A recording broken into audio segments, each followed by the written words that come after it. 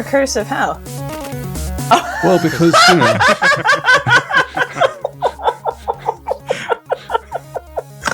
But it's only one level recursion, right? There's only one level of recursion, yeah. If the fetus were female, then she would have eggs as well. So there's, you're getting there. But then it can go there to the next level. That's a fair point. So, welcome to Defen. On that quote-unquote joke from Ray, this is episode number 62. It's more of a humorous observation, I would say, rather than a joke. Should we explain the joke as well? Because probably people wouldn't know. Oh, yeah. No one knows I'm knocked up. And I'm sorry, depending on when this gets released, like hopefully I'll have my Twitter account back up by then so I can promo it. Okay, because I was looking for your account. By the way, I'm recording now, so you can see. Well, we can chop this shit out, so that's okay. No worries. I got stressed. I didn't want the FBI coming to my door for tweeting. So. Oh, okay. Because I was looking for your account, and then it said I can't reach it, so maybe it's my VPN or something. So. Yeah. No, I got too stressed reading about all the COVID stuff. I had to get off. That's a good call. Especially with all the anyway, I mean, let's not make this episode about another pandemic podcast. Like fuck it. There is enough news in the world already, so let's keep it into Clojure side of the world. Hopefully, at least for 1 hour. I think Mia being knocked up is actual news that people are interested in.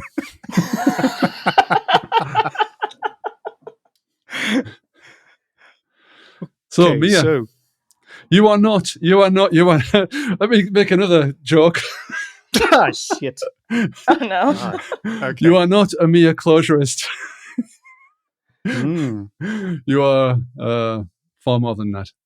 That's true. No? The Mia, it's never been made a joke of that fact? No, I see, because of your accent. So it puts the R at the end of it. Yeah. His granddad jokes are now multi-level. That doesn't work. They're moved on to like accents and that doesn't work in my language where my people live. I nannied for an Australian family that used to call me Miar. Meow.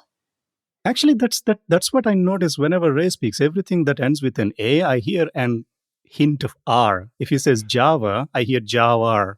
And apparently he can hear it too, and he thinks that's how it's supposed to sound. No, that's not how it's supposed to sound. I think there is something wrong with him. No, I'm thinking of Mia as in M-E-R-E. Yeah, I know, and there's no R in so there's Mia. not that the R is not at the end. It's Mir. But which is like no R Mia. in Mia. There's no R in Mia. I know there isn't. Yeah, I know. There's no I in Mia. It's not like the pirates speak like Miar. There is no R there. That would be good. God damn it. Anyway.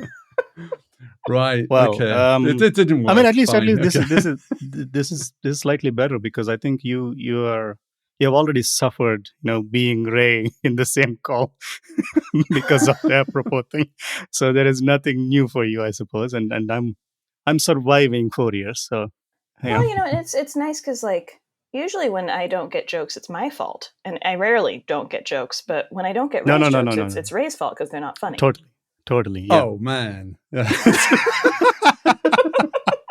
I mean, this seems you're like not wrong, but it's. It's like people who stinged by Ray Anonymous call now, like like the group now. Now we can just chat about how we are suffering through his bad jokes and shit. Okay, give us another one. Well, I think it's me who's going to turn out to be the suffering one. Well, at least one Ray, episode. You're very funny. I know. No, he's not. Anyway, I'm not. No. Well, actually, talking of new things, we've got a little puppy, and so it's not quite as exciting as a little baby, obviously, but they're much cuter. I don't know about that either. Wait, who are they? The puppies or the babies? Oh, puppies. They have they have those floppy ears. They're born with hair already on their bodies. That's cute. That's true. I was going to say they don't piss and shit everywhere, but there's do. similarities. There are similarities, yeah. Can't get a nappy on a little shit, that's for sure. Oh. How old is the puppy? He's 4 months, and we've called him Eula, E-U-L-A, because it's a long backstory, and it's really related to sort of how me and Erica and the kids are going to relate to him. But in the end, you just have to accept it and move on.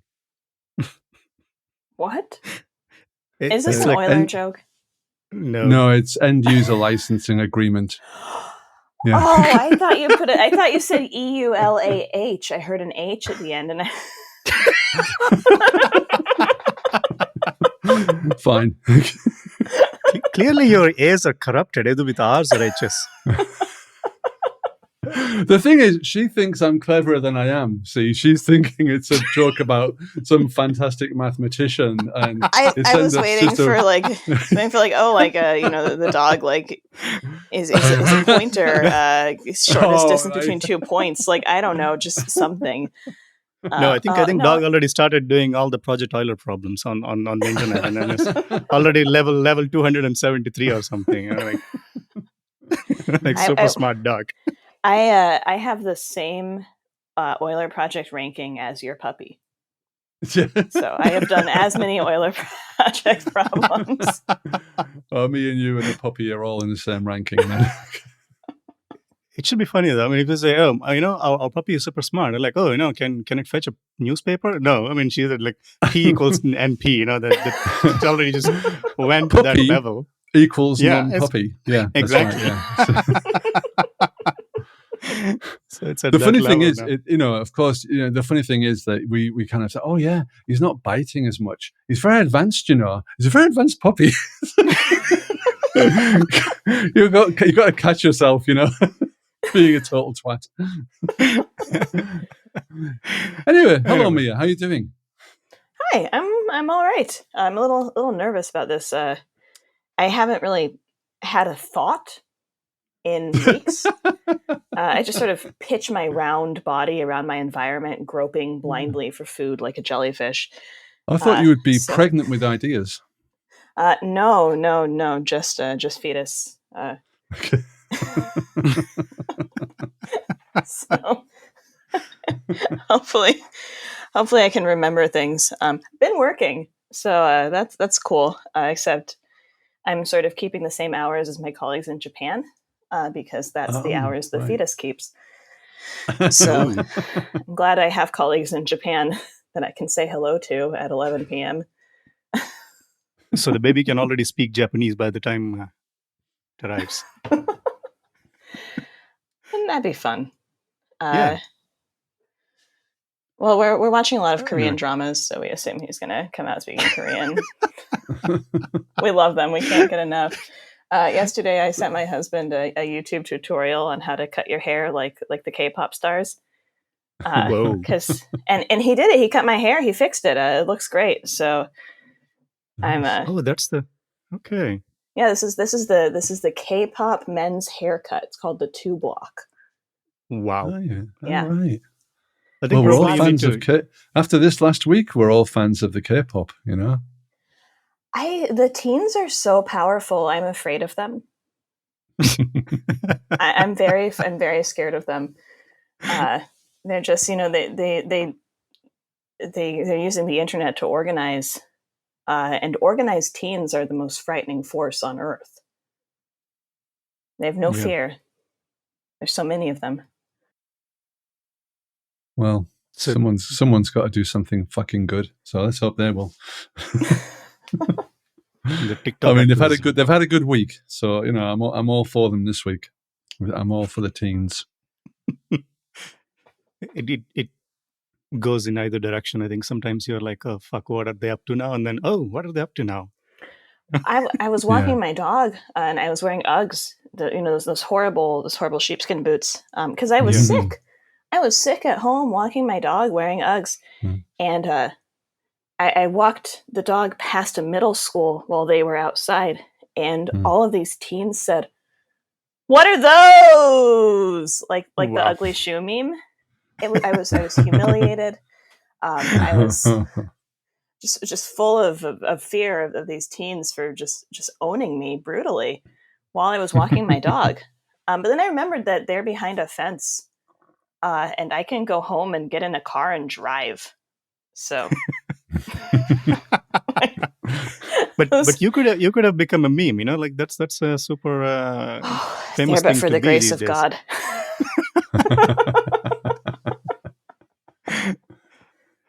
Okay, so anyway, so what are you working on these days? Maybe to shift the gears a bit. I mean, Maybe related we to should Clojure stuff, say. of course. Maybe we should say who you are, Mia. Actually, because Yeah, that's true. I know who you are, and VJ sort of knows who you are. I think because Apropos. he's such a super fan of Apropos. That's true. I watched like 5 minutes of the entire Apropos stuff so far on YouTube. Oh, Well, he wonderful! wants- That's more than I've watched. I mean, it's the same with this podcast vibe as well. Yeah. So maybe a quick introduction to the people who don't follow Apropos. They should probably on YouTube. I mean, you've just given them a great recommendation, VJ, but Yeah. I mean, look, if I'm into something, that's a disaster, like Defen. So if I'm not into something, that means that's amazing. It's like a positive thing. Like, all the things that I don't recommend are really good stuff. Wow, we've got this whole podcast is just self-effacing. It's just going to be all of us just roasting ourselves for an hour. I mean, to be honest, I really think I'm great. So it's no problem. Thank God. I'm fucking awesome. At least one of us has some modesty, so that's good. Anyway, so let's go to the introduction first. Yeah. So tell us who you are a bit, Mia. Yeah. Hi, I'm Mia. Clojure is my first programming language that I ever had a job in. So I've been working in Clojure for about 5 years now. I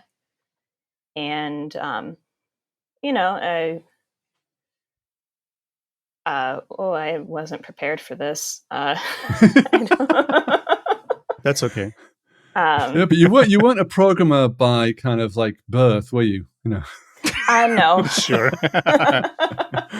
No, but some people are. They like go through school and everything, and they want to be a programmer. Like people want to be priests or whatever. But that wasn't you. It was never even an option for me. Like I had 15 minutes on the computer every day, right? That was what I was allowed to have. So I was a geologist from birth. I've been collecting rocks and identifying them since I was 18 months old. That's not a joke. Wow. Oh, wow. That's actually how my mother knew that there was probably something kind of wrong with me. That's how she knew you rock.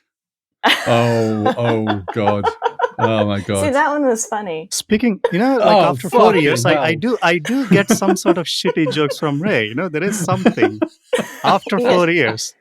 You get some shisty jokes from Ray. That's I think it's important not to take any geology jokes for granted. They're really rare. So, and so I have a master's degree in geochemistry. And while I was studying geochemistry in Wisconsin, I went a little bit not well. Had to leave Wisconsin, had to go to where sunlight was, and ended up just driving all the way to San Francisco.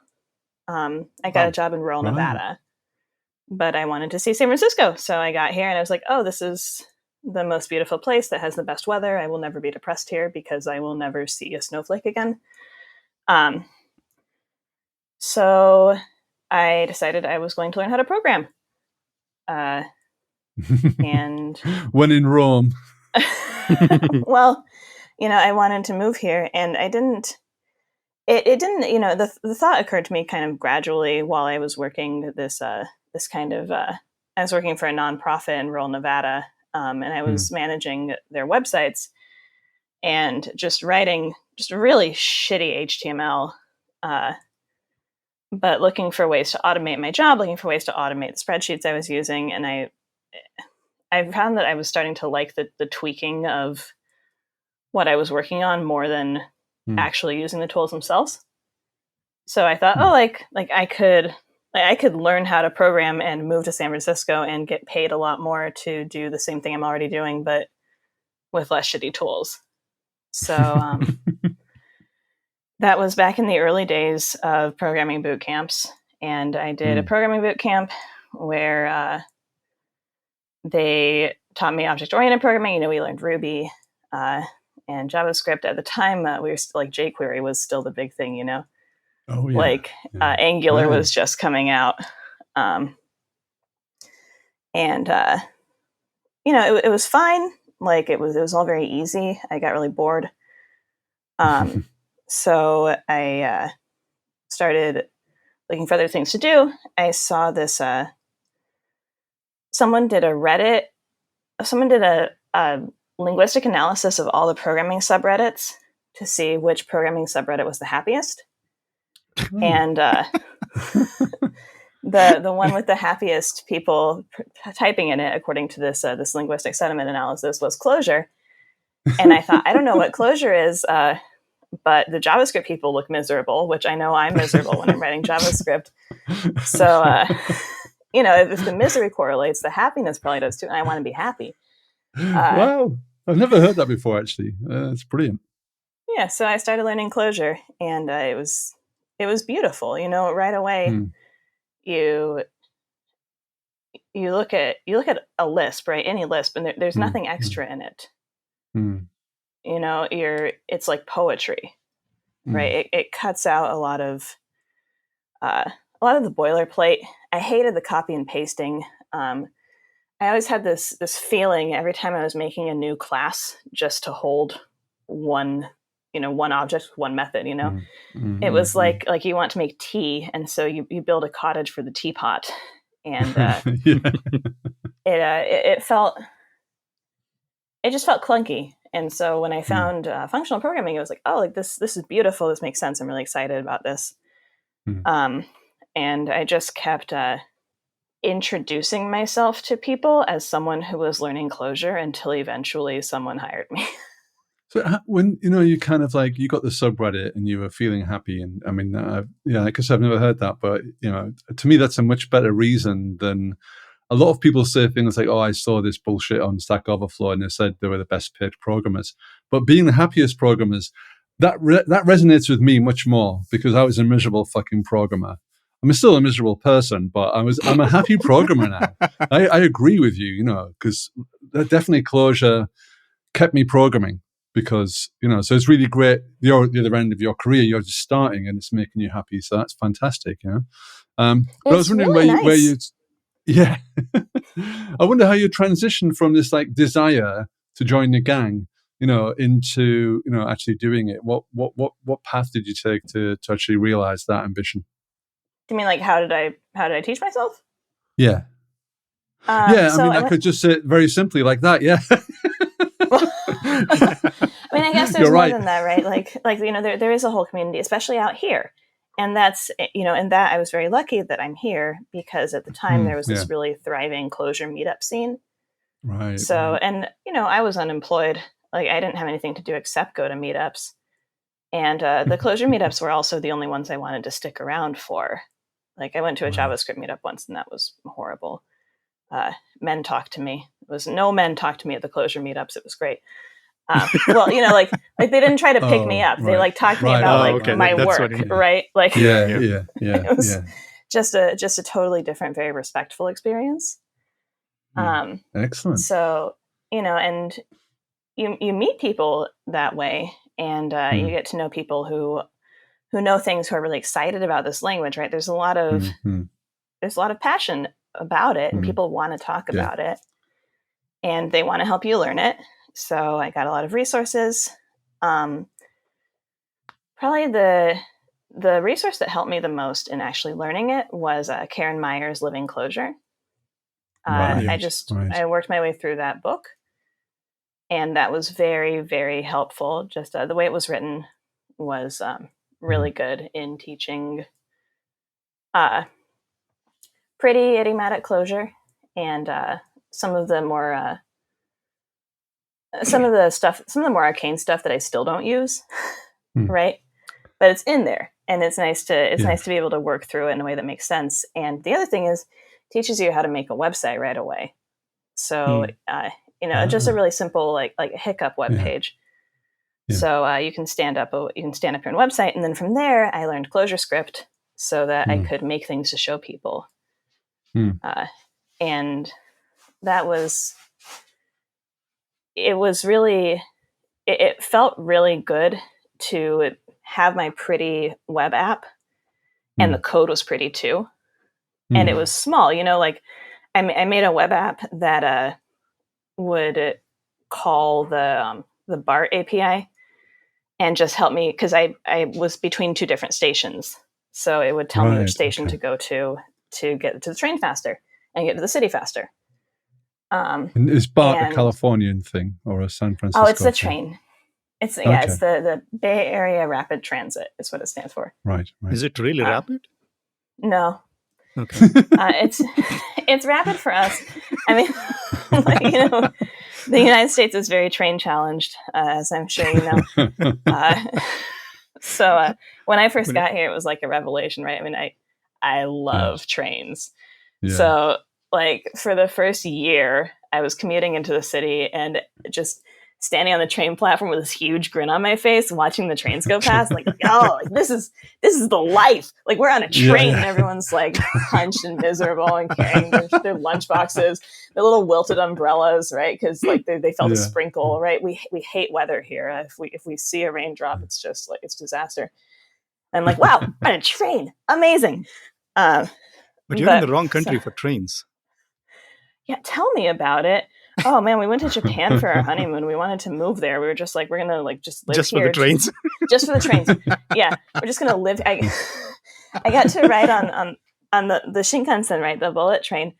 And when I first saw it, oh, it was so beautiful, sleek and shiny, and roaring into the station. The sound they make. And it was like meeting a celebrity. And then you get on the train and it's like meeting a celebrity that smells like old food. Because everyone eats these very fried bento boxes in it.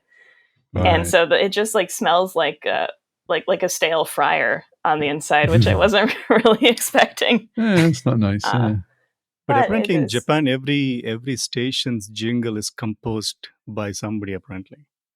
I just knew this recently because I was watching some James May in Japan or something on Amazon Prime. Okay. So he one episode was about the trains in Japan, and then he actually went to one of the guys the guy who is actually making these tunes for every station. So the jingle for station is done by somebody, apparently. Oh, that's charming. I love that. Yeah, that is cool. Yeah, well, and they have Google Maps just works so well in Japan. And I love Google Maps. Google Maps is my favorite piece of software of all time. I think it's unequivocally, it's one of the only good things we've ever used a computer for. Apart from writing Clojure. Yeah, apart from writing Clojure. I guess apart from the fact that it's kind of like tracking you all the time, Well, but that's true. That is not a fault. The software itself could be separated from the tracker. Yeah, right? The idea, the scale of it, and the utility of it is crazy. I mean, I don't think, that because I grew up with no cell phones, and then all this shit came up, and then suddenly I don't need to ask for directions anywhere. And I was just wondering, lost. Yeah, exactly. And the weird thing is, if I want to rent a place or something, I can actually do like a street view and then see how the location is, which is unbelievable. Well, and just like the sheer power of never being lost again, right? It eliminates a lot of the fear of being on your own, fear of traveling, fear of being in cities. Yeah. You don't have that fear, and if that's a gift. And in Japan, they tell you which side of the platform and which bay to get on. So like you're like, you want to be on cars 6 through 8. And you're like, oh, thank you. Yeah. Mm. I mean, it's Just also because micro level, Japan's, yeah. maintenance is like that. If you go to India, they'll say train in 3 days, somewhere in the middle of somewhere, it's something like that. But actually, Google did really, I'm not sure if it does still yet. Maybe they do, because in India, we don't have this, like lanes and whatnot, because we don't care, So, You mean in the street, on the roads, you mean? yeah, we don't have Yeah. lanes. It's like everybody can go everywhere. And also, if you ask for address something, okay. they'll say, go until you find this temple and then turn left on that temple. And then there'll be a tree, Right. and then turn right there. And then there is a tea shop. Actually, Right. Google's directions are like that in Google Maps right. there. Wow. Oh, that's so cool. Yeah. They'll actually write down man. something like, go until this Mm. tea stall or something, Mm. and then turn right at this tree or whatever, or a movie theater. Because we don't have lanes and shit and whatnot in Google Maps. In India. So it's giving directions the way people give directions. That's the way people give Yes. directions in a small town. Mm. Oh, that's beautiful. It's the model of direction, right? That the directions data model is completely different. Yeah. Wow. But it is certainly one of the magical pieces of software. And also, technically as well, all the tiles loading and with JavaScript, Mm-hmm. when they started, like the shit was crazy. It's unbelievable. Back 10 years ago, 15 years ago, when Gmail was there, or building all this spas or whatever that we get used to now. Google did push a lot. Now they're becoming like I think it's like the Dark Knight, right? You live long enough to become the villain. Yeah. Anyway, speaking of good software, but let me ask just the key question of the podcast, and then we can just go back to the trains again. So Emacs or some other shit? I use Spacemacs. Finally, that's. I was kind of hesitating because you said you start with living Clojure and all that stuff. Awesome. Yeah. Oh yeah, I Take started with that, IntelliJ. Fuck, it's a nightmare. But if I were living in a colder climate, I think that the lap warmer aspect is really appealing. And my shameful secret is I still use it for global code searches. It's so much better than Helm or Ag. Yeah. But I switched to Spacemacs. The Vim key bindings are just very, very nice. But frankly, I just like the Spacemacs default color scheme. So it is a pretty decent out of the box experience. Like once you add the layer, everything is there, and it's super cool. Maybe you should switch to ripgrep. It's way faster than AG, I think. But that's a different digression. What I like, I really the global search is really the only thing that I like to have that visual UI for. For the most part, the reason I switched off of IntelliJ was I was so tired of clicking. I just I never wanted to touch my mouse again. And with Emacs, with Spacemacs, you don't, and with Vim key bindings especially, it doesn't hurt to never touch your mouse again. So I think those shortcuts are so much burned into my muscles now. Like I cannot switch to. I keep trying different Emacs distributions just for fun, like Doom or something like that. And I also have my own config from years ago. And every time I switch to some other thing, I keep missing. Like I know what space FRP does, and then I'm used to that thing. I don't know what it is anymore. I don't know how to spell that thing. No idea what it's called. Yeah, exactly. And then you just get used to those shortcuts so much. It's really difficult to get off that thing. But yeah, nice. I could never open a REPL in vanilla Emacs. I would just not know what to do. Fair point.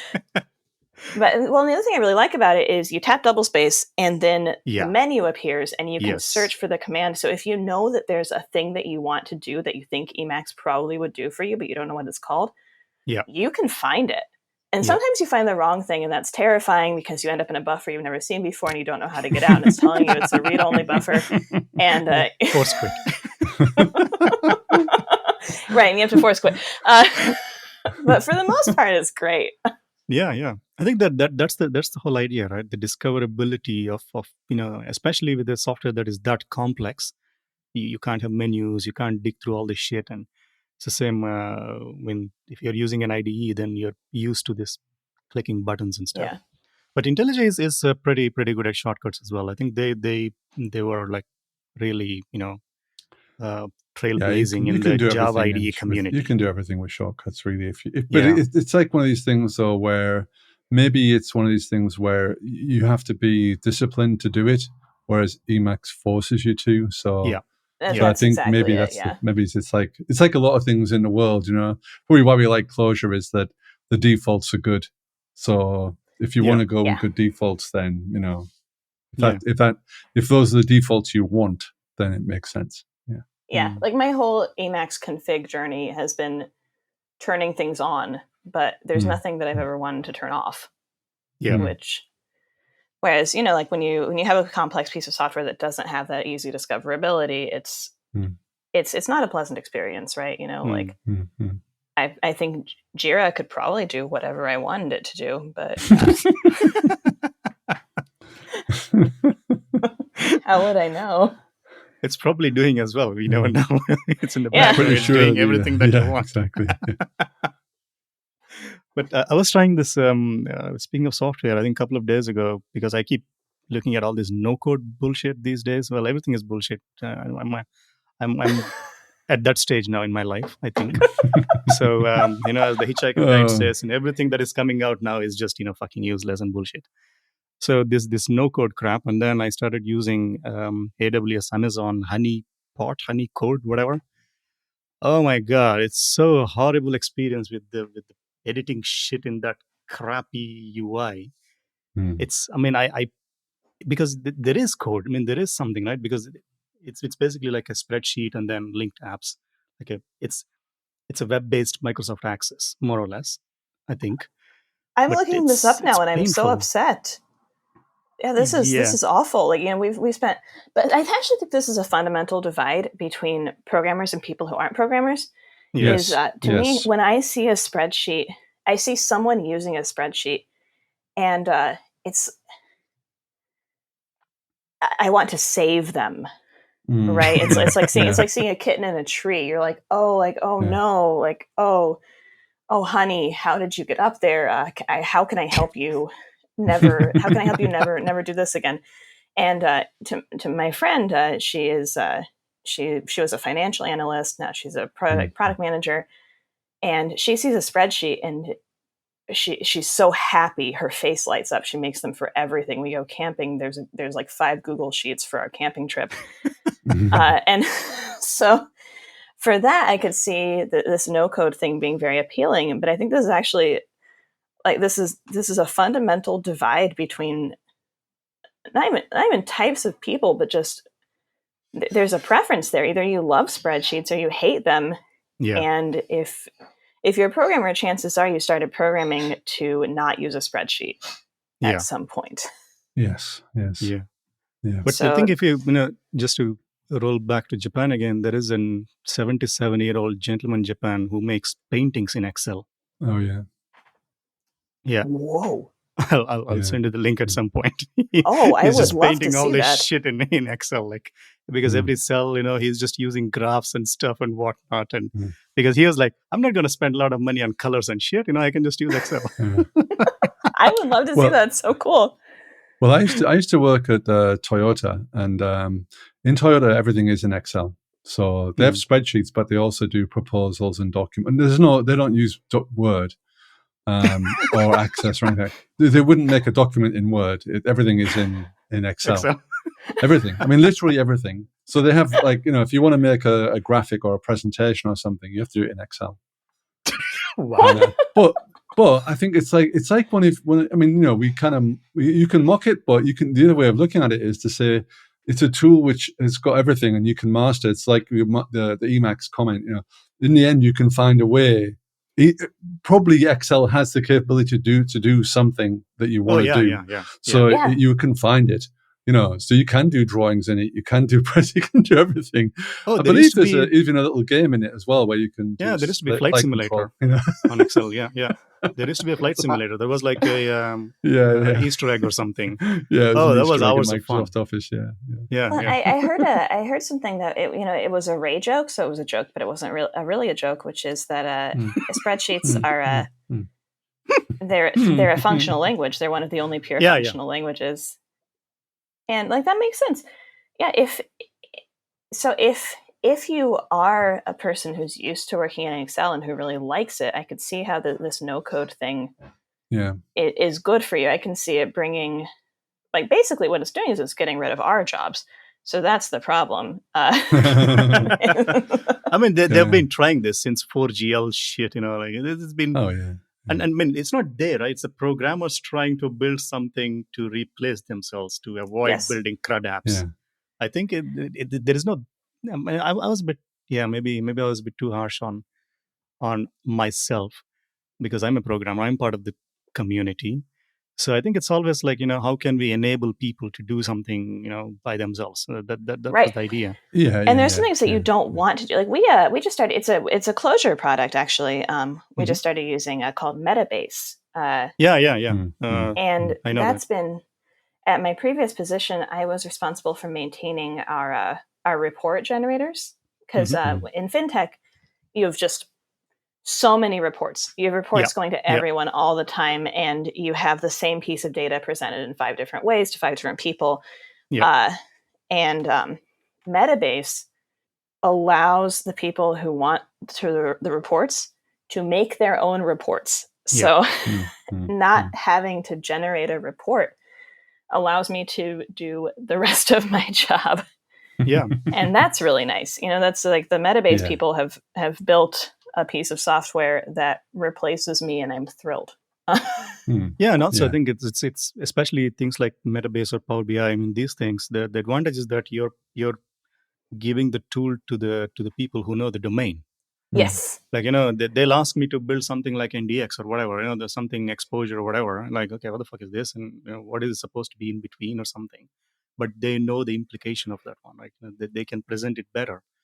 So I think that there is some value for no code things, but probably it's what I realized that it's not for me.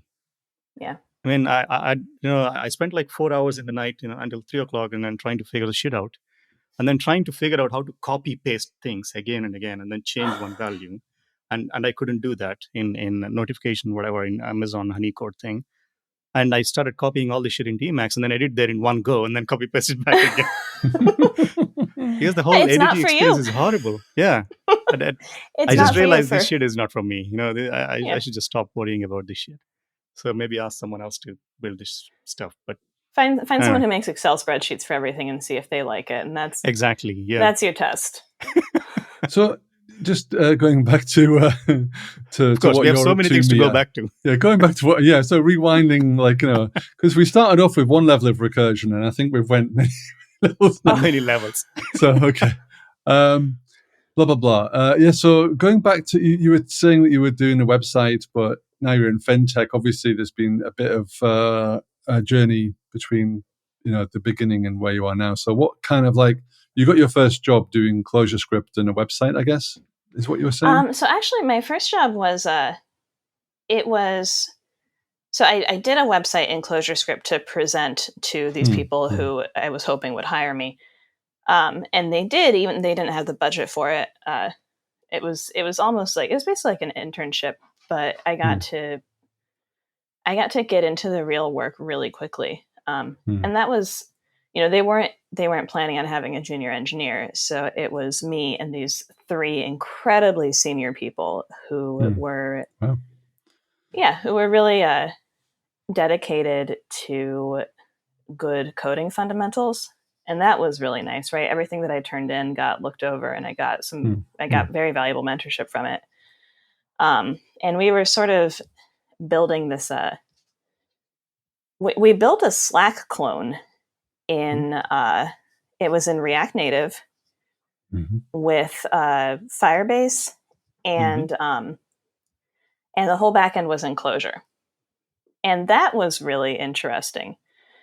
Because I haven't actually met I haven't seen a lot of places where you have a React front end with this these dynamic databases.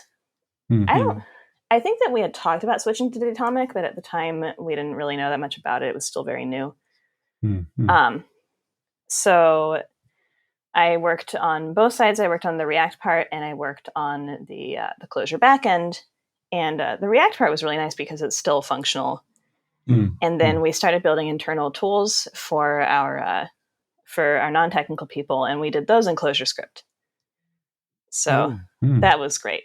They were very pretty on the code side and very ugly on on the screen. On the screen, yeah, because both of us were like, tools then. yeah, both of us were like, oh wow, Bootstrap, this is God sent us Bootstrap, right? Like that's I still feel that way about Bootstrap, and my husband's that's what he's the like an artist. That's what the Bootstrap strapline is, isn't it? You know, it's like beautiful views for programmers who know shit. Yeah. My husband is like he trained as an artist, and now he does he contracts. He does like React and Android contracts, and he's like, oh, Bootstrap doesn't let me do anything I want to do. And I'm like, how do you know what you want to do? Like I want to make a box on the screen. So they're very ugly, but they worked, and it was, the reagent is really such a intuitive way to work with React. You know, Clojure Script is a more intuitive, better React, because with React, you're writing these functional structures, you're writing in a functional paradigm, but you're still dealing with the limitations of JavaScript. And you move that to Clojure Script, and you don't feel those limitations anymore. It's like you're building with Legos. It's gorgeous. You know, it looks like Legos on the page. So that was a lot of fun. That startup folded while I was on vacation. I checked my email at a tapas place in Amsterdam. No. Oh my god!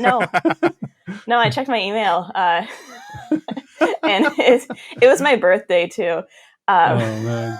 And it said severance docs, and I thought, oh shit, I've been fired. And I opened it and I read the email, and I was like, oh, everyone got fired. Unfortunately, it was still my birthday. Yeah. And the Dutch, they love birthdays. Oh yeah. So and plus Donald Trump had just gotten elected president, so everyone was feeling bad for us. So we just went from bar to bar like, it's my birthday, I just got fired, Donald Trump's my president, and just got completely smashed for free. So, as far as probably the best Clojure stories. As far as your startup folding goes, it could have been a lot worse.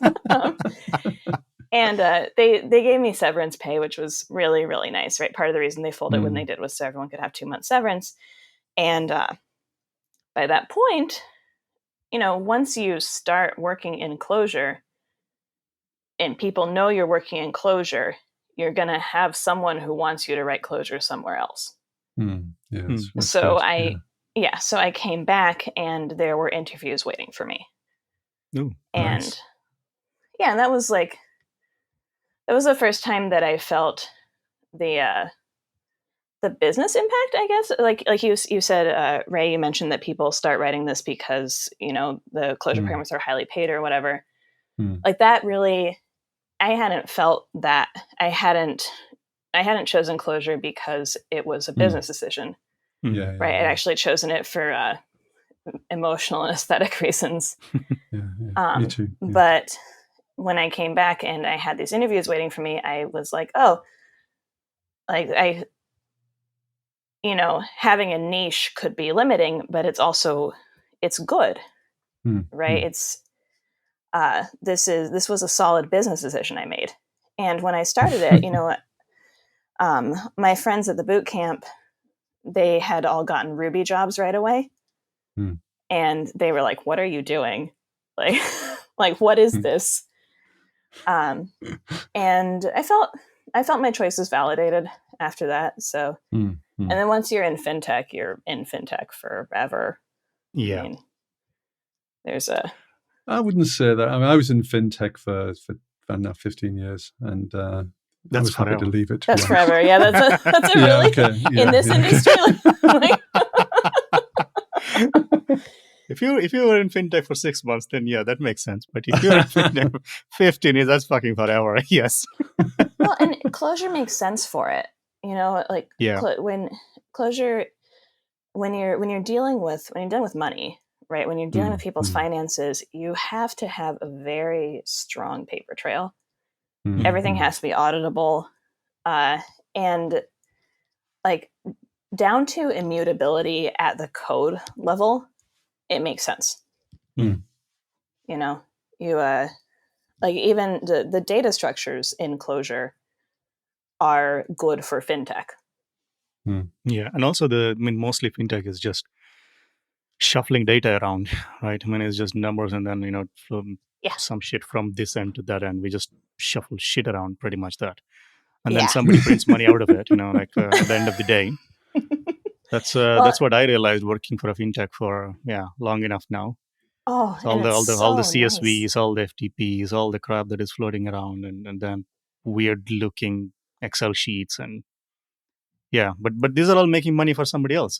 That's good. But what feels better? What feels better than turning just an angry looking slaw of characters that you get from some ancient bank that's using this thing that was written in COBOL, right? Yeah. And they send you this rec. Yeah. And you run it through a parser, and it makes beautiful data structures. And then you send those data structures down your tubes, and they go to the right places. Yeah. It's so clean. It's such clean work. That's true. It sounds a bit like sort of financial sewage work, but I guess given the way the financial system works, that's perfectly apt description, I think. Hey, but the sewers are super clean. That's the whole point. I do consider myself a data plumber primarily. Yeah, that makes sense. That's basically what we do, right? I mean, at least mostly in fintech, because we're not trying to move big machines or anything. It's mostly pick up some weird looking file from here, reconciliation, whatever the fuck that is, some other naming thing, and then filter it out, combine it with a couple of other things, and then throw it into some other's account, and then they get money. Just super cool. Well, and we use Kafka, and Kafka is just such a beautiful way to transmit data. Yeah. And Clojure is a great way to interact with Kafka because you have the Java interop. Everything's immutable. Yeah. Yeah. It's pleasant. It's pleasant work. Love Kafka. I think Kafka is really exciting. What's happening over there recently? Because I remember looking at Kafka a couple of years ago, and they were doing the Kafka streams and all these kind of things. Is anything went beyond that now? I mean, they had the Kafka streams and Kafka SQL, and that's the last I kind of heard from them. But is anything else moving in that world? I don't actually know, because we're not really using any of the new stuff. There's not really, like the established stuff just works so well, and Kafka Streams is really well established right now. The stateless topologies, right? Being able to build this. So, have you used Kafka at all, Ray? Yeah. Okay. Yeah. So maybe not everyone has though. So it's worth. Right, so you have this to in Kafka Streams. You have this concept of a topology.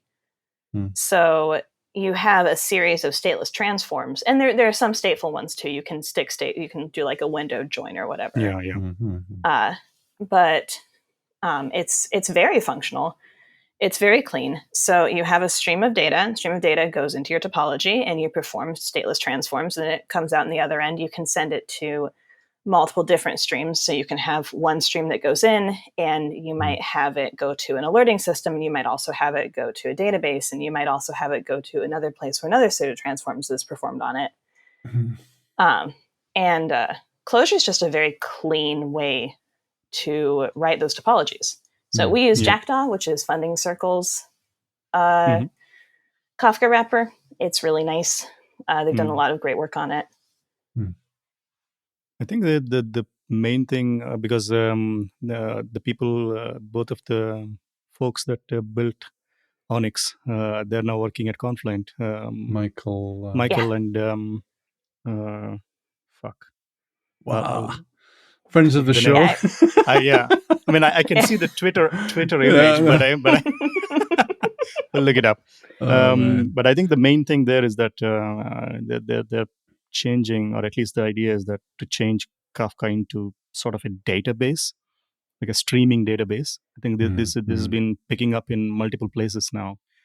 The whole idea is to have the KSQL DB, and you can just create a SQL query, and then it's continuously streaming data, and you can just join them.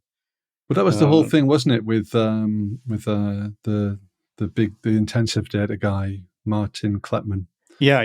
Who was like turning the database inside out. Yeah. It's the data intensive applications. I think the whole idea of basically saying that really the database these days, if you really look at it, it's based around the log. So let's just rather than sort of pretend that there's a sort of database behind the log, let's just make the log a first-class citizen, and then we can do what we want on top of that. And that's playing out. Yeah. This is really interesting. I hadn't looked at this at all because we're using Datomic, so we're fixed for our database. Yeah.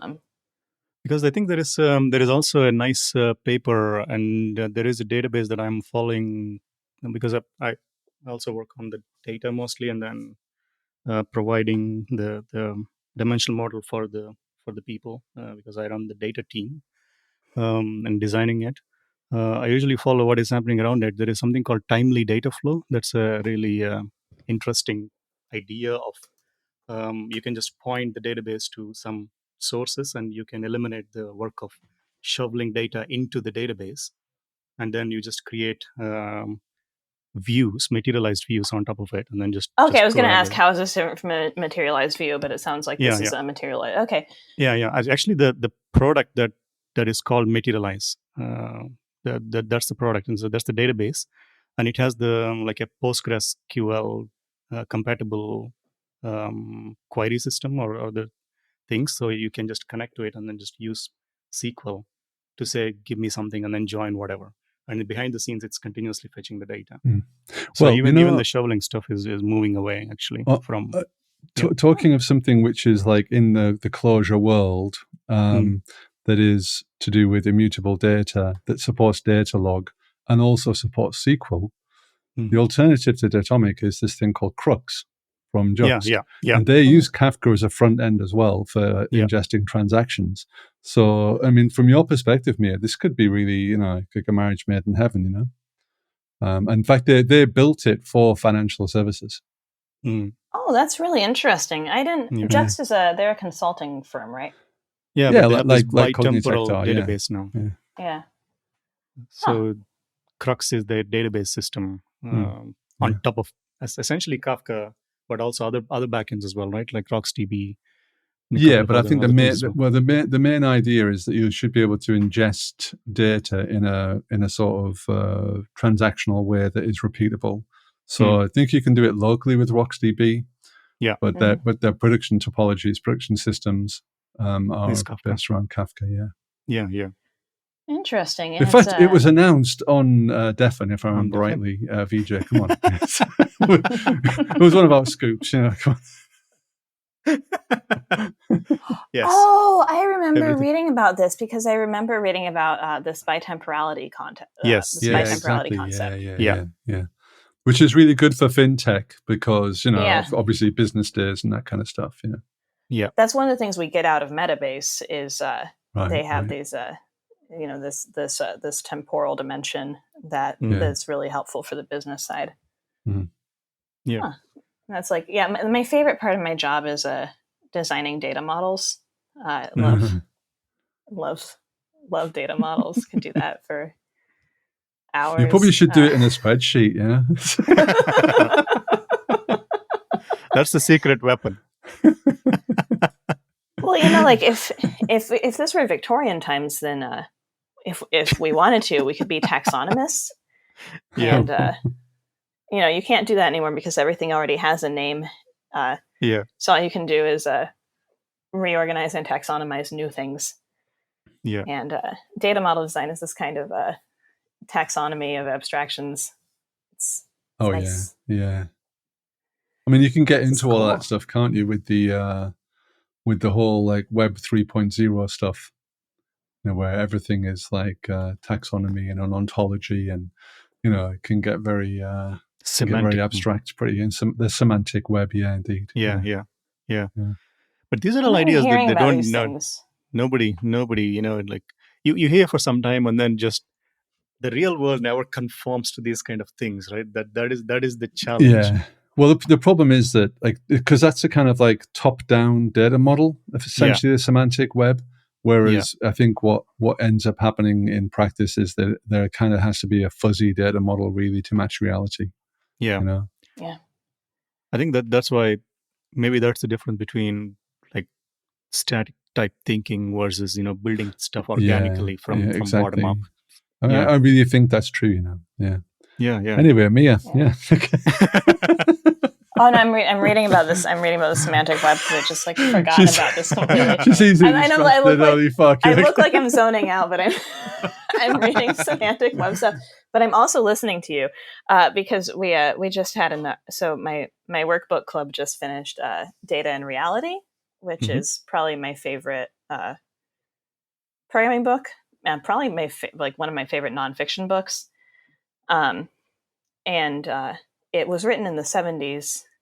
And it's about... I don't know it, actually. So what is it? Data in reality or unreality? Data and reality. Oh, data and reality. Okay. Yeah. And it's about, like, the fundamental problem of computing hasn't really changed, which is the world exists. Yeah. That is the bigger problem.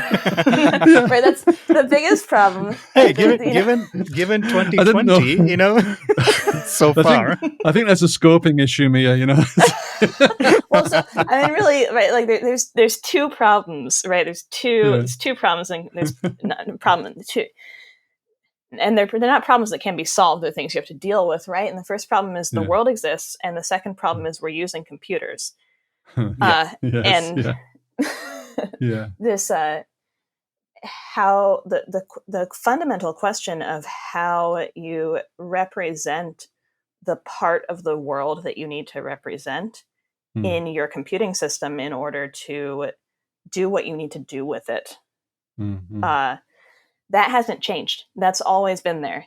And there's this Data and Reality is kind of not really the philosophy thereof, but a deep dive into the considerations of data model design and some advisements on what could be best practices. But really, it's teaching you how to think about these problems, because we have them. They come up over and over again, right? Like you said, Ray, reality is fuzzy. Data, exactly. Yeah. Data are not fuzzy. And we got into kind of a little, not an argument, but a discussion about, this became a discussion about whether spec is better than types, or whether spec is types. Yeah. And, with spec, what you're getting out of it is you're getting the ability to make and change fuzzy types, essentially. Yeah, it's predicate logic, isn't it? So yeah, it makes it fuzzy. Yeah. Yeah. So well, isn't it then just to argue on the other side of it? Isn't it that the whole idea of this it's some sort of a constraint, right? We're putting some constraint on the data. So spec is bringing it into non-compile time, or it's bringing up into your runtime thing. But the type systems are essentially moving them a bit into the compiler level, right? Because that's what compiler is essentially doing. It's a huge, type system thing. This is what do you call that? Like the discussion. Constraint resolver. That's always pretty the discussion. Yeah. Yes, but if you're using Clojure, how much? And this isn't a dig, right? This is a serious question. If you're using Clojure, how much compile time optimization are you actually interested in? Yeah. I think it's way less, that because given the problems that we try to solve with Clojure, I think it's a bit less, because this is what I see when I switch between say Haskell or Clojure or Rust or Clojure, there is significant amount of upfront thinking I need to do to have the quote unquote constraint solver to understand my constraints, which are expressed in types. But in Clojure, well, I don't use spec that much anyway. I'm like, fuck it, I'm getting this data. I need to transform this into something else and then move on. That's spec. That's the thinking difference, I guess. I think the problem is that if you want to put things on the wire, you're kind, it doesn't. You don't care about spec unless you want to put things on the wire. Yeah. As soon as you're putting things on the wire, with Kafka, everything's on the wire. So yeah, exactly. Yeah, that's we have Kafka validation. The fastest way to make your Kafka system not fail is to put data validations on it. Yeah. It's a huge quality of life improvement. And maybe we would get those built in with types, but being able to spec out these very complex data types where like, if it has this enum, then the following field can only have a number in it, but if it has this enum, then the field can have a string. And being able to spec that out and to have that check there before the data goes on the wire, it's very useful. But spec is not types because it is not compile time, and it's not a replacement. I would still like to see, and this is sacrilege a little bit, but I've always been interested in the idea of a typed closure. I don't think it's sacrilege. I don't think it's sacrilege. I think it's people have Ambrose has tried it, so it's just tricky, isn't it? And I think the idea of spec is that it's kind of getting there. The question is, if you could take spec and compile it and actually use it with a compiler, how close is that to a kind of typed closure? The problem with typed closure, if I'm not wrong, maybe you know better, Vijay, but or Mia, there's no fucking way I know better. But yeah, I'm gonna voice my opinion. It's fucking bullshit. Yeah, of course. Mia, you probably know better. But exactly. I do not. Yeah, but as I understand it, the problem with it is that it's like it's fine, but the libraries are a problem because unless you've got like hints and kind of introspection and the ability for the libraries essentially to be able to be typed, then you're kind of broken, really. Yeah. I think it is like a virus, right? And it needs to spread in a good way. I don't want to talk about virus or anything, but I think it's you said the V word. Yeah. Exactly. It hasn't got a high enough R number. That's the problem. Yeah. I think the trouble is, where do you draw the boundary between how much of the system is typed, and then the types need to be propagated into the core, and then that is the reason, at least from my point of view, I was thinking this is why it will never be picked up in a language like Clojure or Lisp or Racket. There could be a small area where you apply all these things, and then same with spec, right? I mean, if you have spec, then you want spec to be everywhere, like including all the core stuff as well, which makes sense. Then you have the same constraints or expression of constraints in the entire language and ecosystem. I think that's the challenge. Yeah. So moving away from the philosophy for a little bit, Mia, how do you use spec yourself? I mean, because you have it as validators and you like spec, so how do you actually use it? So I talked about those topologies, right? So Kafka, there's messages that are getting passed around the tubes, and when I think about it, when I envision it in my head, right, I see a series of tubes, and there's a little grating at each end, and that grating is the spec. Yeah. And if it's the wrong shape, then you're just not allowed to send the message out, because bad data chokes up a Kafka system. You have to reset the offsets, you have to restart the whole thing. It's bad. You never want to feed your Kafka system something it can't eat, or it gets very sick. So we use a spec to make sure that everything that we're sending out is the right shape for Clean the water. downstream stuff. Yeah. But Kafka itself doesn't care, right? Because it will Kafka just doesn't see it care, as message bytes, and maybe your consumer is going to choke on So on the crappy, it's like food. oh, I can't deserialize this. Yeah, Help. exactly. Yeah. And you're like, oh, I'm so sorry. Like I hurt you.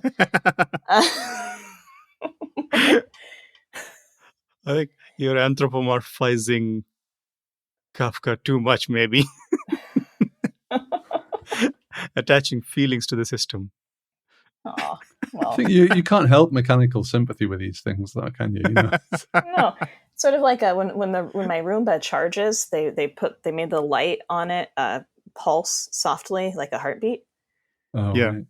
You're like, oh, it's like alive. It's my friend. Yeah, it's alive, and it's so stupid. It's one of the earliest Roombas, and it's just dumb as a rock.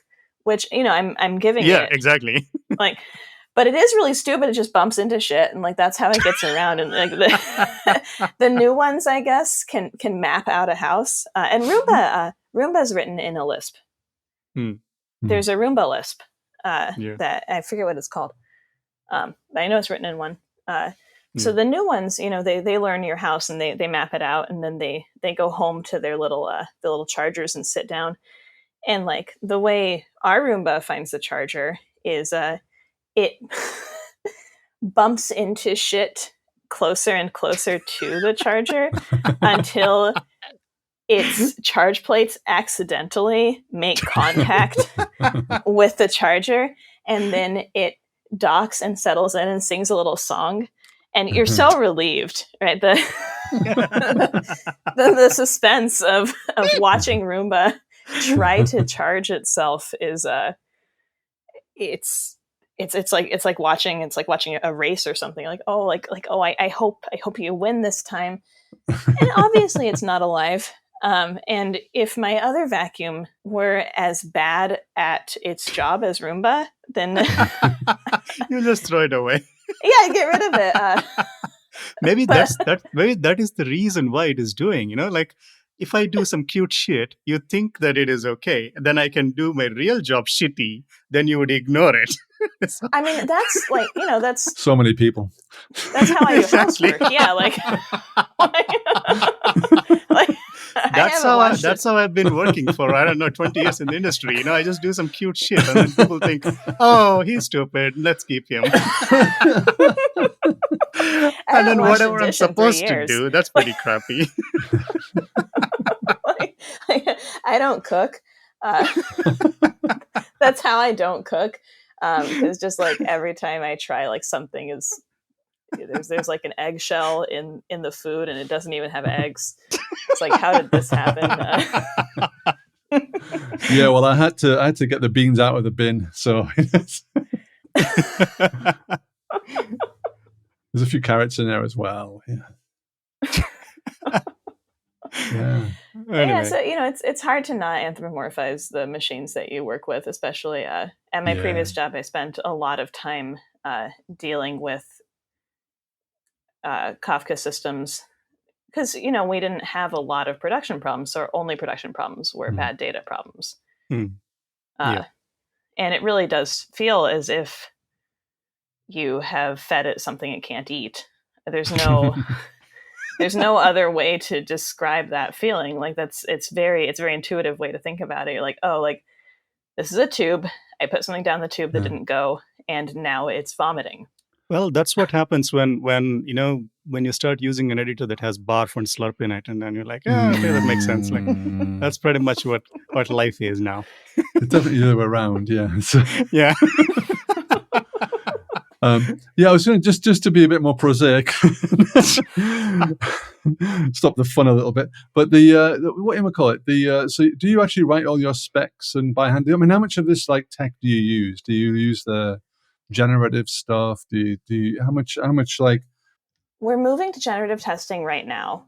Mm-hmm. Yeah. Right. But we actually so our specs and all of our other, we have a lot of records of our data models.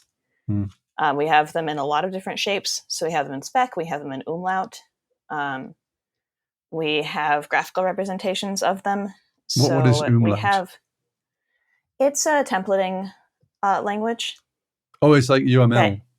Yeah, exactly. Oh, right. Okay. Yep. Yeah, very clever. So we generate UML from this. Right. And we have a really cool thing. I made it. I didn't make it. I rehabilitated some weirdware for it. But it reads your Kafka topologies and spits out a graph of how they look. Yeah, it's really cool. So we write one mustache file, which mustache is another templating language. Yeah. And then that generates all of our different data. So it generates our spec, it generates our umlaut, it generates the graph as stuff. So we don't actually write a lot of spec, which is good because writing spec is actually hard. I don't like writing it. I like spec. I like using spec. I like the concept of spec. I do not enjoy writing spec. There's never having something else generate spec is always a better ergonomic experience. I don't know why. Maybe it looks like a different language. Yeah. Maybe, I don't know. I mean, it feels so alien in the middle of this Clojure stuff that you're writing. At least that's what my experience was with Specs 1. I haven't moved to Specs 2 yet. I mean, it still looks the same. Yeah. It doesn't look like Clojure. You have to be mindful of, you have to be mindful of a lot more syntax, I think. Yeah. Right. Clojure, you have this kind of blissful ignorance of a lot of syntax. Yeah. And that's great. I never want to see or think about a comma for any reason. Yeah. But with spec, you do have to be more mindful of syntax. Yeah. So I've actually never, everywhere that I've been that's used spec has eventually come up with a generator solution for it, so we don't have to write it. So so we've been talking about, how awesome Clojure is, which is, I think, on the spot on the spot for this podcast. But what are the painful things that you see in Clojure or Clojure script, if any? I mean, it's the usual, right? The docs. Yeah. They're getting better. Clojure script docs are very good. I actually found an error in the Clojure docs that I don't know how to call attention to or fix. So, and it's only an error if you're doing what I'm doing, which is copy and pasting something from the docs and then editing it. But it's I found a missing paren or something. And I think Alex will take a bug report over Twitter if necessary. I should write a bug report for it. I don't even remember what it was now. I have to find it again. But I think that the big pain point is people ask me, how do I learn Clojure? And I don't really know what to tell them. Yeah. I can give them a lot of, I can tell them what worked for me, but that's not what works for everyone. And there isn't really someone who's learning. There's not, the intended audience for Clojure is not someone who starts off writing Clojure and has only ever had a Clojure job. Yeah. Which I actually think is a huge disadvantage to the language. I think that this Java to Clojure pipeline isn't ideal. Java is not Clojure. And when you getting programmers who are writing Java in Clojure is actually an anti-pattern. Yeah. And at least Clojure makes it harder to write Java in Clojure. It's not Scala, which will just exactly right. A lot of the Java to Scala pipeline is huge, right? Scala is a bigger language, and Scala is a bigger language because people just want to keep writing Java. They don't want to actually learn functional programming. Yeah. But the Java to Clojure pipeline actually introduces a lot of anti-patterns into the code, and that I think is a little bit of a pain point, right? Yeah. Like it's always easier to work on code that was written, except then they use things like Juxt, right? Like a Haskell to Clojure programmer, Yeah. But that is it's kind of a side effect, right? Because side effect. It's kind of a side effect because the one of the key points, because I was reading the history of Clojure by Richiki, and like one of the key points is that it is supposed to be hosted on something else, so it was never a language that is just standing on its own. So that means you have to have the knowledge of the host, because you're running Clojure on top of it. But there is, if you see other languages which are not hosted on JVM, for example, the beginner experience is from zero to that language, or in some level of expertise in that language. But as you said, the people who are attracted to Clojure are already having JVM or something, at least some experience, and they already crossed some sort of a uh, crest, or something, and then they don't think about the beginner experience anymore. So that makes it very difficult for people to start as a zero, level zero programmer. Like, I've never programmed, I'm going to get into Clojure. Yeah, and there's been efforts to change that, right? Like the Clojure Bridge program is happening, but the resources aren't quite there, and there isn't really it's this kind of self-fulfilling prophecy where it's like there's no reason to work on those resources because the audience for those resources is so small, but the audience for those resources is so small because there are no resources. Yeah. But I think you're right. I mean, it's like you need a variety of learning paths, and that's what Ruby does really well, and JavaScript as well, for that matter. There are all kinds of different ways to approach the language, and it's definitely. Go on, Mia. JavaScript is just unbelievably complex and difficult to learn. JavaScript, it's so difficult, and yet it's the most widely adopted, widely used language, and a lot of beginners start in JavaScript. And there's a couple of reasons for that. One of which is when you write JavaScript, you see the results of what you're writing immediately, which I think is very satisfying, especially when you're just starting out programming. You want to have that reward of having made something happen. Yeah, definitely. And that's why the REPL is so nice. Yeah.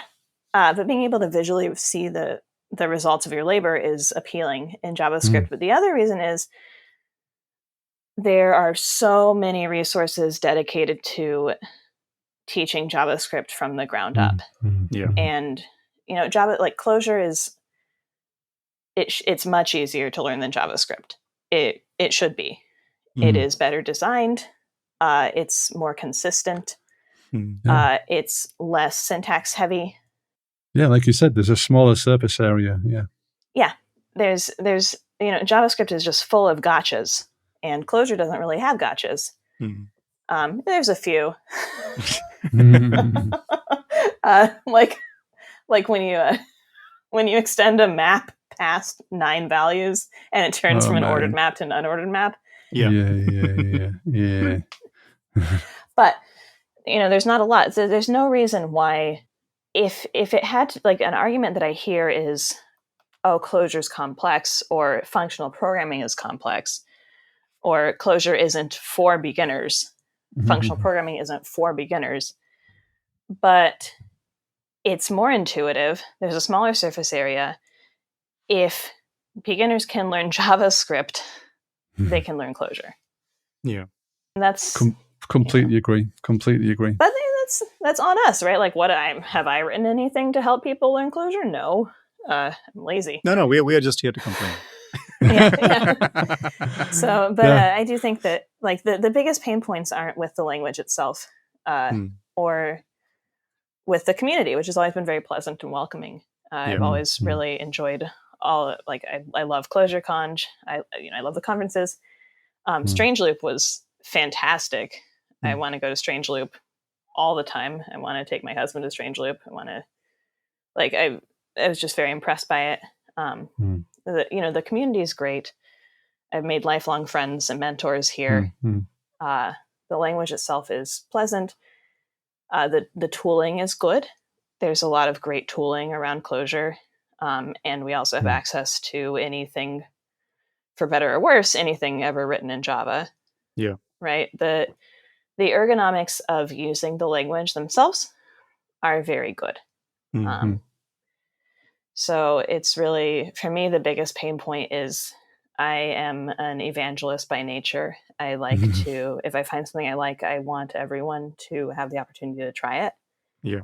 Yeah. And I don't know how to get this good feeling and this good knowledge into the hands of other beginners. Yeah. Well, I mean, that's definitely a beautiful mission, I think.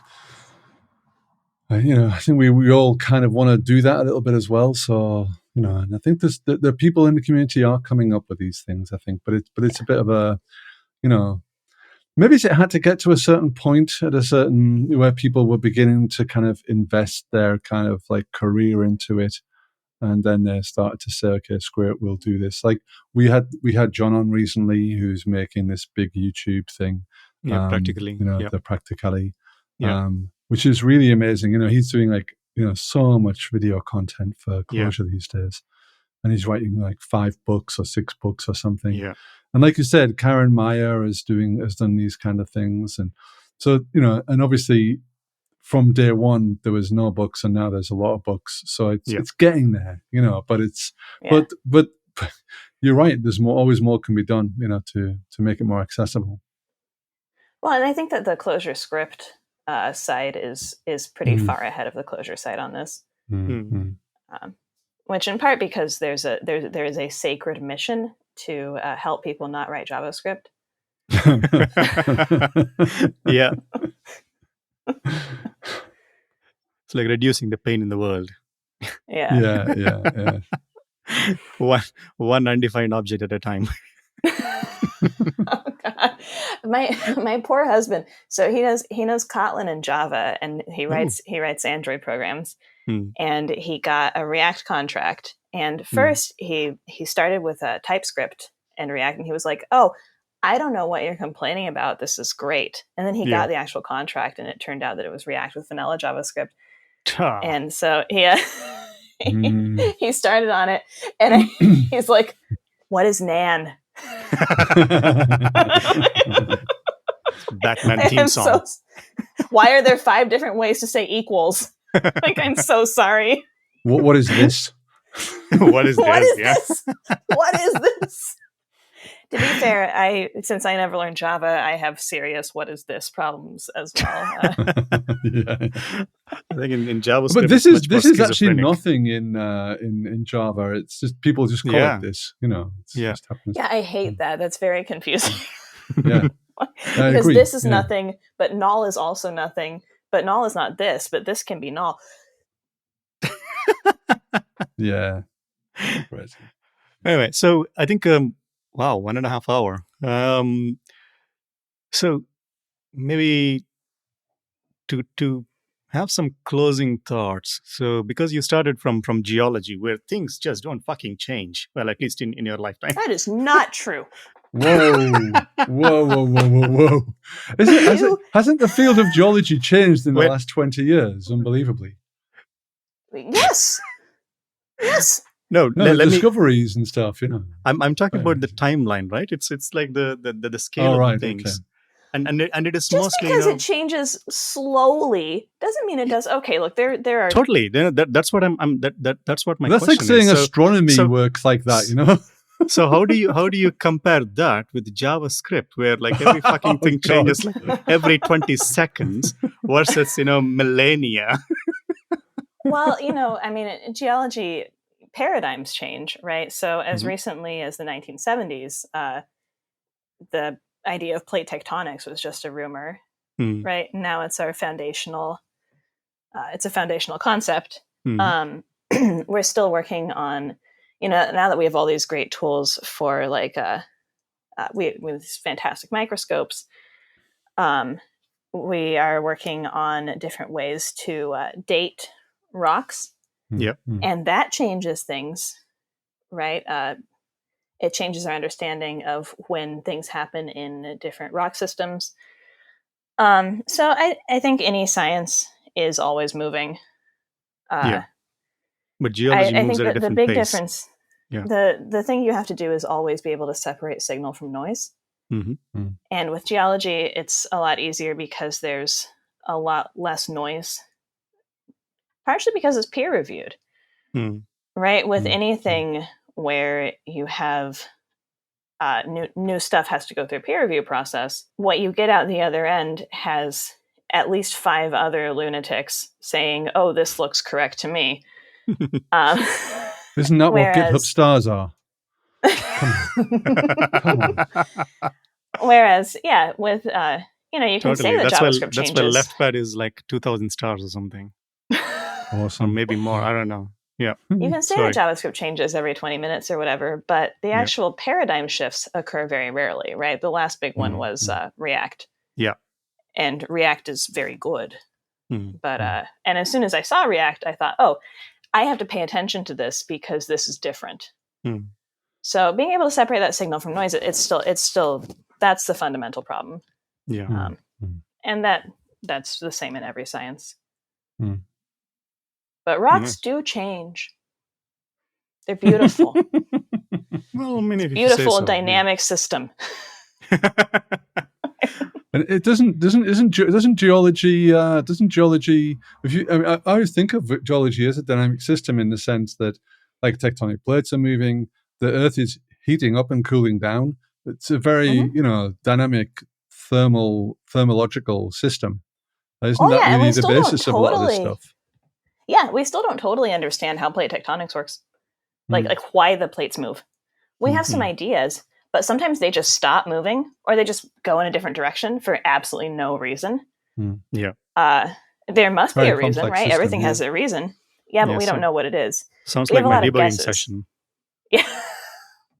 Yes. Shit is working. I don't know why, but I'm not going to touch it. So I wish we could log out. I just want to stick print lines in every plate boundary. I want to know what it's doing when it because like faults will change directions. So you want to repel into Earth. That's what you want. Oh man. Oh, wouldn't that just be? I mean, that's why I live here. Where I can feel an earthquake because they're like. It's almost like having a repel. Yeah, like I'm getting some feedback, like, like, oh, you're still here. Thank goodness you're still moving. I'm so glad. On that bombshell. Yes, on that earthquake. Yeah. We come to the conclusion of episode 62. Thanks, Mia, for your time and all the knowledge of. They say that like the rocking knowledge. To use another rock pun. I'm pretty sure you've heard all of them already now. So this is just going to be a rehash of the same crap again. I always like new ones. Well, I think you've been a rock star. Oh, no. What? A Clojure rock star? I mean, come on, we don't get much better. Rock star with a repel. Well, thank you for having me on. It was lovely. Thank you. Good luck with all the new adventures and Kafka stuff and fintech things and the next level of recursion. Yes. Hope it all works out. Jeez. Oh yeah. 4 weeks. 4 weeks. Ooh. Okay. Well, we'll try and get the episode out before you get the recursion out. My Twitter account's not going to be back online until I was planning on putting it back when I go into labor. I'm going to live tweet labor and delivery. After that, I'll be able to retweet this. Perfect. Okay, that's it from us for episode number 62. We'll see you again in 63. Thank you for listening to this episode of DefN. And the awesome vegetarian music or the track is Melon Hamburger by Pizzeri. And the show's audio is mixed by Wouter Dullert. I'm pretty sure I butchered his name. Maybe you should insert your own name here, Dolat. Wouter. If you'd like to support us, please do check out our Patreon page, and you can show your appreciation to all the hard work or the lack of hard work that we're doing. And you can also catch up with either Ray with me for some unexplainable reason. You want to interact with us, then do check us out on Slack, Clojurian Slack or Clojureverse, or on Zulip, or just at us at Defen Podcast on Twitter. Enjoy your day and see you in the next episode.